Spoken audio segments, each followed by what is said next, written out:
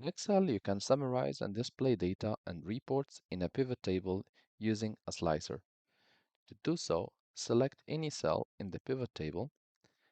The pivot table analysis will be available. Click on it. And here, Insert Slicer under Filter tab, click on it. Select to insert the slicers which you wish to have available and click OK. You can arrange and organize your slicers, and you can also change its colors and its type. Click on any and select the color which you like.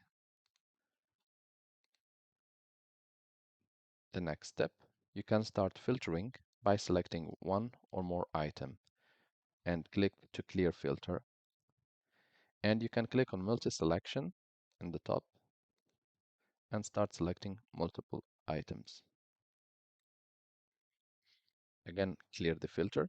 If you would like to filter within the table itself, click on the cell which contains the arrow and untick select all and select the data which you want to have reflected and click OK. And here you will have the exact items being shown and the totals being changed every time based on how many items are being shown.